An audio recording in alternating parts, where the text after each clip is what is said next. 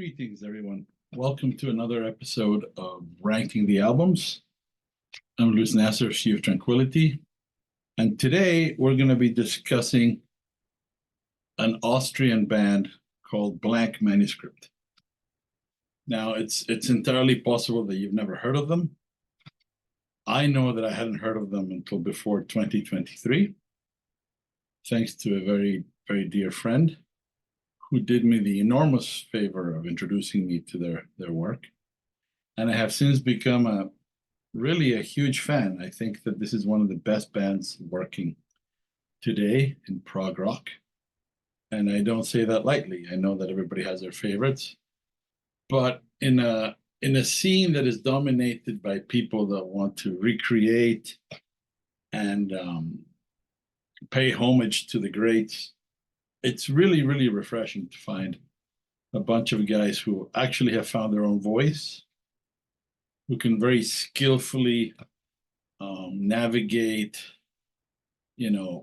Crimson, Zappa, Floydisms into their own idiom, and who deliver not only great albums, but like really special live performances.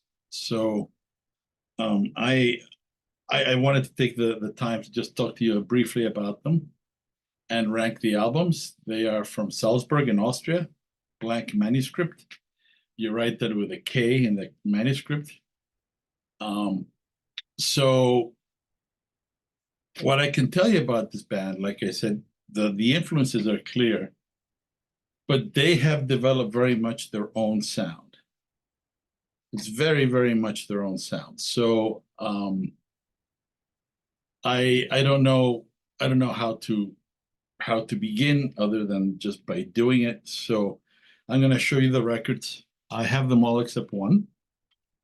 I'm going to read out the names because I know there's some core members, but people have been coming and going. It's very difficult to pin their music because they don't, like I said, they very much, they're symphonic prog, but they're also like a little chamber ensemble.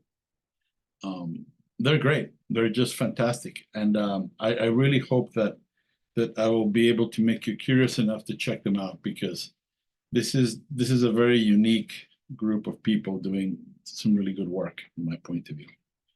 So there are, as far as I know, 5 studio albums and 2 live albums. I'm going to discuss them all, and I'm going to rank them the way that I hear them. Again, please understand that they're all good, and there is really very little that divides them from each other.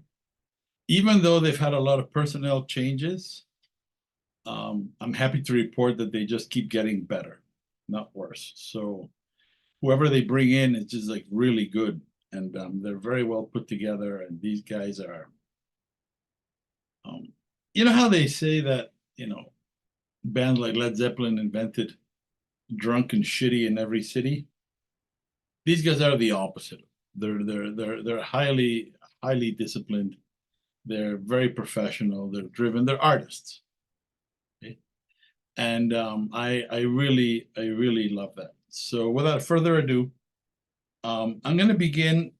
Again, the distance from 5 to 1 is not great, but I have to rank them somehow.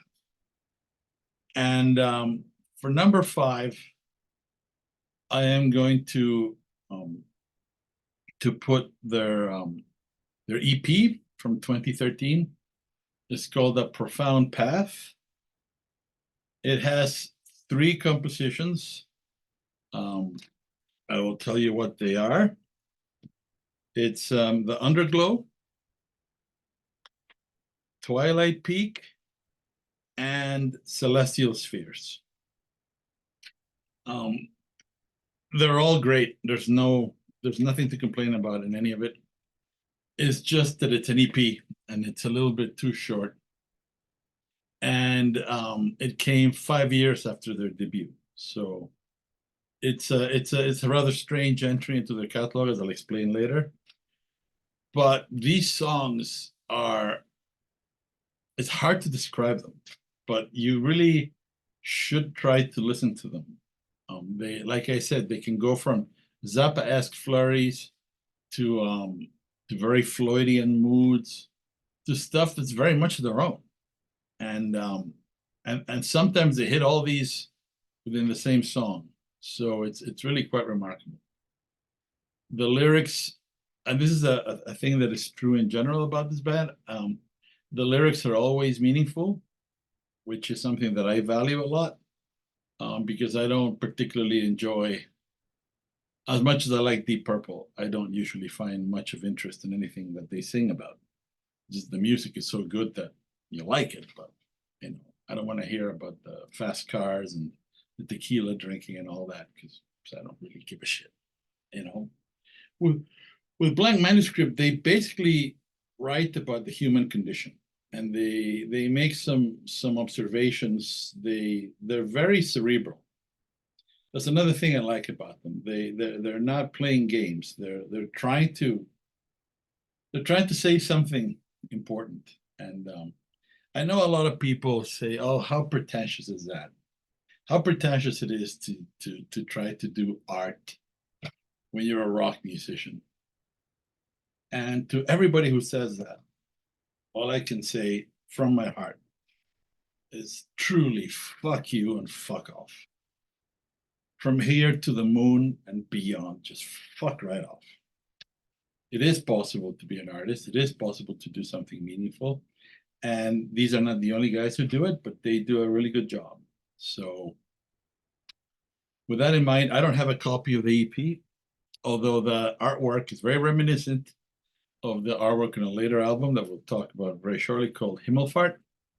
So that is my number 5. Now, very close to it, again, and it has what I think is possibly 2 of their best songs in their entire catalog, is this it's just an incredible record. It's called I just want to get it right. I was going to say the story, but it's called Tales from Rapa Nui. This is the cover. I mean, check that out. This is some pretty awesome artwork. It comes with Rapa Nui, for those who don't know, is Easter Island. And people who don't know who that is or where that is, remember the big Easter Island heads, those faces that are looking to the ocean. I don't know what else to say to help you, but this is an album that is the story of Rapa Nui. It starts a little bit weak, in my opinion. The first 3 tracks are not among their best. But as soon as they hit after the war, the Great War, after the war part 2, and then the absolute dynamite of the Cult of Birdman, I'm hooked. You can look them up on YouTube. They have performances of at least all of these songs live, and in particular the Cult of Birdman. It's a tour de force. It is one of the best put together songs of that length, like a 14, 15-minute song. It's just incredible. Absolutely incredible. So well done. Nothing overstays its welcome. And another detail about this band, which I think is very important, is that they have a lot of surprises. I mean, I went out of my way to test this because I really liked them, but I also wanted to get objective opinions from other people who I respect. And so I went and I played this music to guys in Sonus, Umbra, my forever band. And in particular, David Keller, who's a jazz specialist and major from Roosevelt University and a cellist and just a powerhouse musician. He's always had a little bit of a cynical attitude towards prog rock for the obvious reasons. And he remarked immediately how unexpected the turns were, the changes, the harmonic concepts that they use. And they're not trying to be avant-garde, although they can be, and sometimes they are, but for the most part, they're just smart. And they make music that is unusual because it is so smart and so good. So even though I rank this at number 4, The Tale of Rapa Nui, really the Cult of Birdman, my God, what a piece of music. And After the War, part one is kind of short. Part two, great, great song, making great observations about the cost of war and what the hell are we doing to each other, you know? So that would be my number 4. But it is, it's a must-have record. Next comes a record that they released, and I believe this was done in the pandemic years, 2020. It's called Himmelfahrt. And by the way, I don't speak German. I don't know how to pronounce these words sometimes.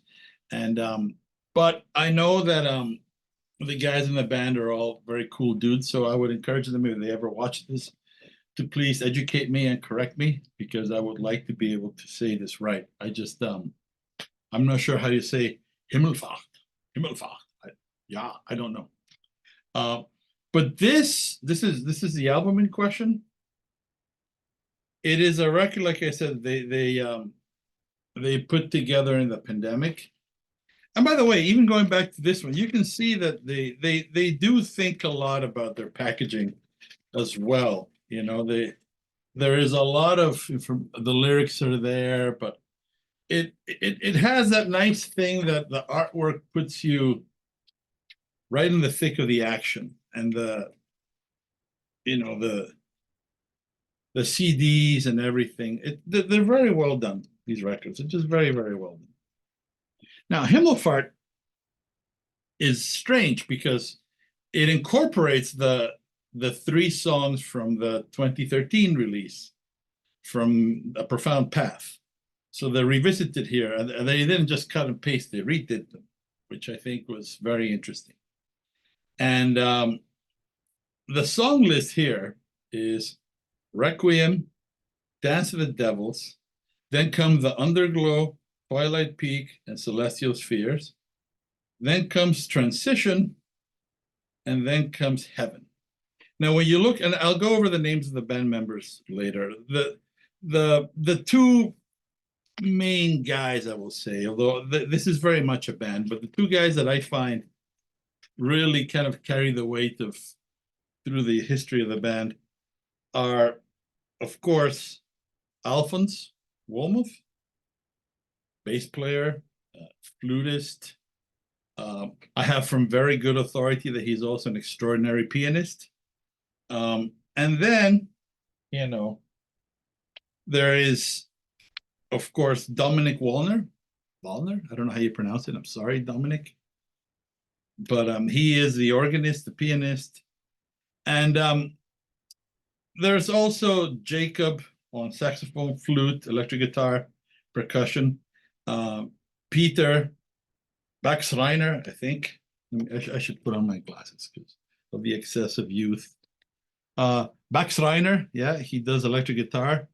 And a guy called Manuel Schoeniger, who plays trombone, flute, percussion. Jacob was the drummer, Jacob Sigel. Tape effects, saturation, all that good stuff.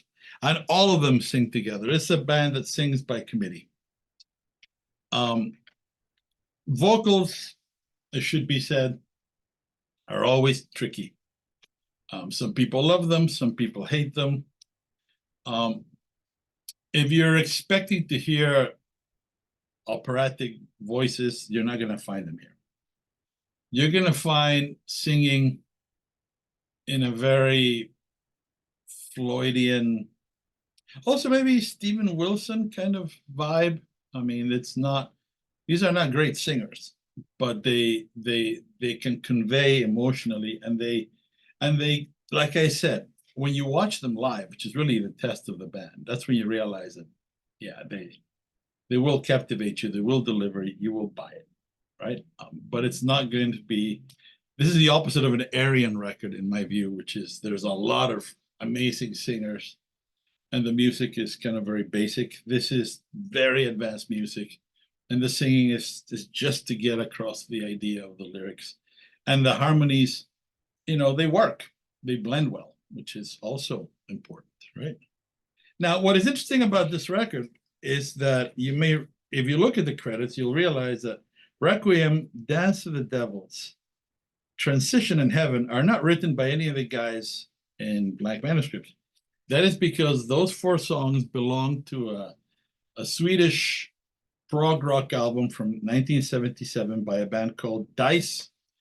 And the record is called, if I am not mistaken, the four riders of the apocalypse, death, something of that nature. So it's and I also realized that one of these tracks quotes rather liberally a little piece of Red by King Crimson from 1974.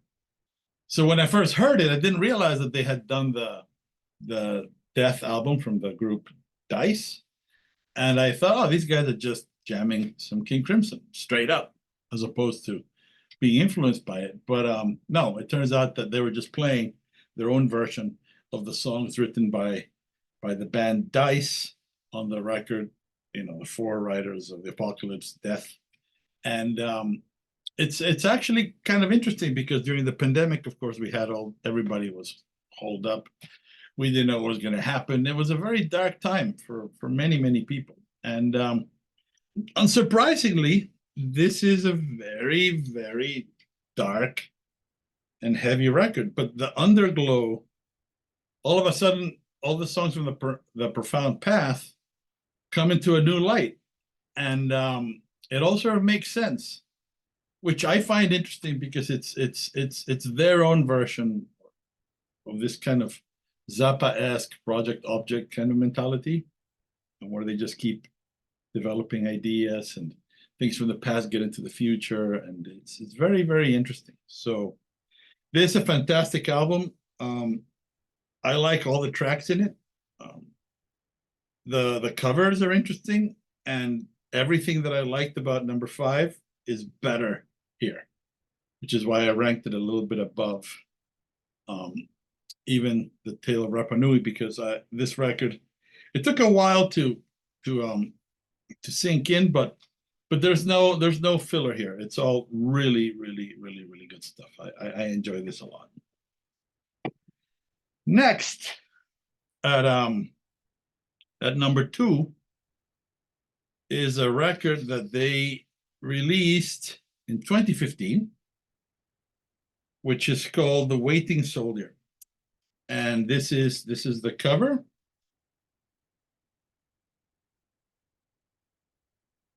This has, all their albums are aesthetically very, very pleasing. Incidentally, I can attest to the fact that this cube that they used, which this guy here, they also used later, they have one just like it in the Chicago Art Institute. It's part of the collection in the modern wing. So, I just thought, for me, it was cool to walk in and see it and say, oh, Blank Manuscript. It's like I wish they had the music playing.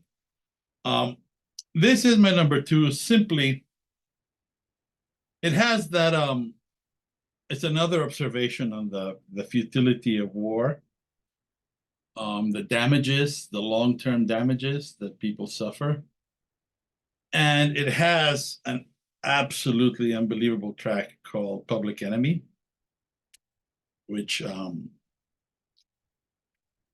that track alone is enough reason to get it. And it doesn't have the tiny lulls. The very first debut, the first 3 songs are a little bit, for me at least, this is a complete work from beginning to end.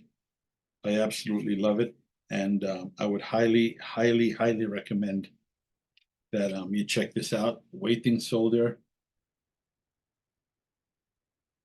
beautiful stuff. So, but my number one album by them for sure has to be this guy right here, Krasna Hora. Okay. Now, this is like, again, you will notice that just like their stage clothes and everything, they have an aesthetic that they have been using across the years. You got to remember that, from 2009 to the present, they have been very consistent in how they choose to present their art. I find that to be a remarkable cover, and it's just aesthetically pleasing. I like this stuff a lot. These kind of things, they're just nice. I like it when things are congruent. This looks like the record sounds. Now, from what I can understand, Krasna Hora was there was some kind of a self-isolating social experiment done where people would self-isolate and see where that would lead them, and that is what these guys do.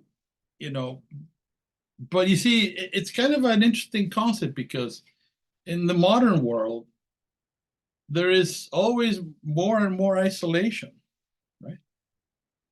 And you may think, well, what do you mean? We have the internet, we have this, we have that. Yeah, but you go to any restaurant and you will see people sitting across from each other doing this. Right? It's a little bit strange. There's more channels than ever, and there's less of substance to watch in any of them. There is more an idea that you are in control of your environment, which is completely false. And I would say this record is really a masterpiece. Beginning with the overture, it takes you through Fetus, which is a very Floydian kind of the isolation of the fetus in the womb, right? Then it goes to acluphobia, the fear of the dark. And then shared isolation, pressure of pride, alone in the institution. Silent Departure is such a beautiful, beautiful song. And then, of course, The Last Journey. Everything. This record is a masterpiece. I would highly recommend that you check it out. It's from 2019. I believe most of these records are readily available. I know for a fact you can order them from Bandcamp. But before I go, I do want to mention the two live albums. First, there is this guy, again with a cube. This is the Studio Live Sessions, ORF Radio Culture House. This is a remarkable album. It includes a lot of the songs from, Acluphobia, Pressure of Pride. So there's a lot of Krasna Hora. But there's also two songs that are not available anywhere else, one of which I really, really love, which is called Magician's Dance. And the other is Beast in the Cave. Really, really fascinating stuff. Very well put together artwork. This is very interesting. However, if you are new to the band and you really want to get a cross-section of what these guys do, their latest album from 2023, right here, a live document. You cannot go wrong with this. This basically has a cross-section of all their records. It has Fetus. A lot of it is Krasna Hora, but it has Cult of Birdman, After the Wars, Part 1 and 2, and it has Public Enemy from the Waiting Soldier. So this is phenomenal.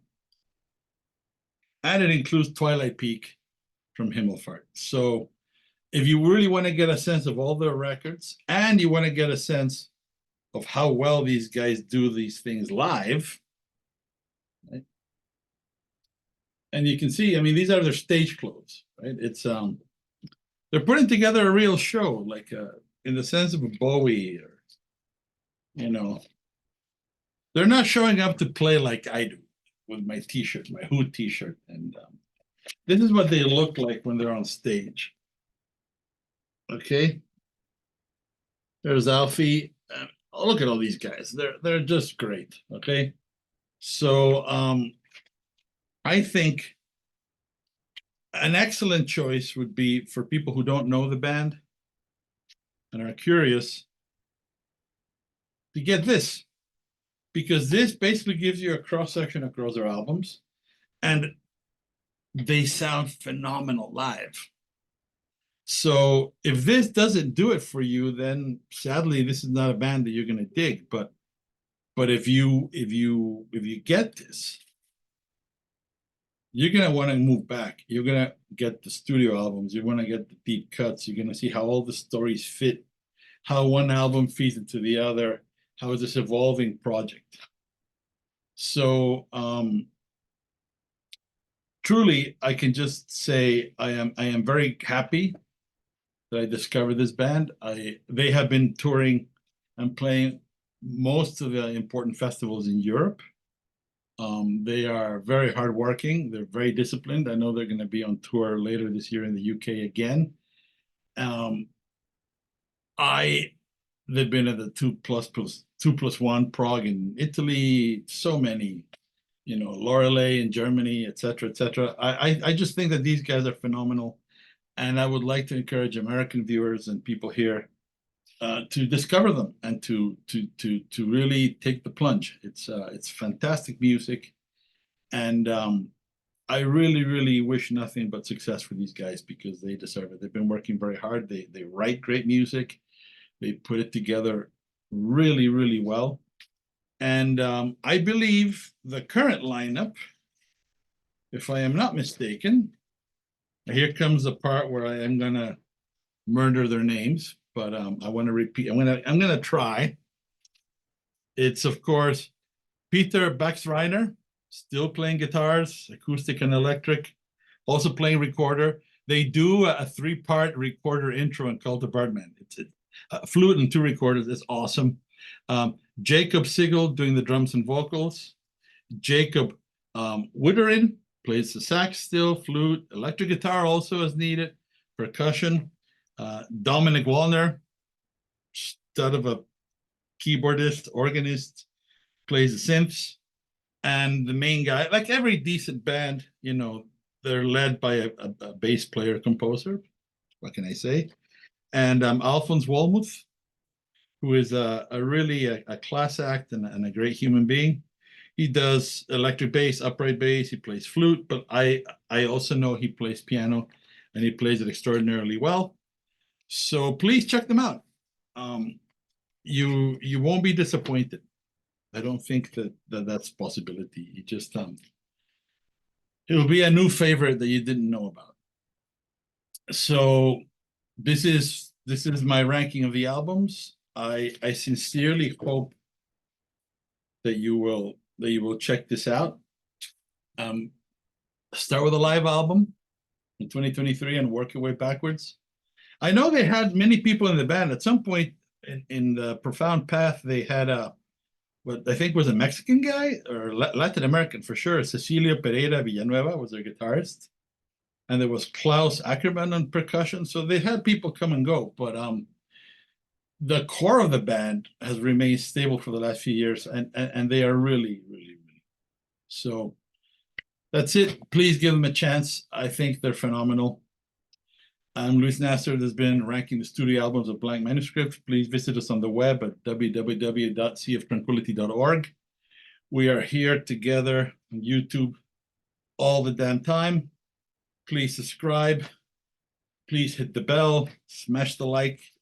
Keep the channel going. It's really, the mission is just to do this, to try to let people know about great music that you may have not heard about. You can order directly from the band through Bandcamp. I know that my friend Nick Katona fulfills their orders here in the States. If you're in Europe, Alfie and the guys will do it direct. They have distribution as well, but they're very good at writing to you and keeping in touch. So please take a chance. You will not regret it. That's all I have to say. Smooches. And please, you want this. You need this. If you've never heard this band, it's good stuff. See ya. Oh.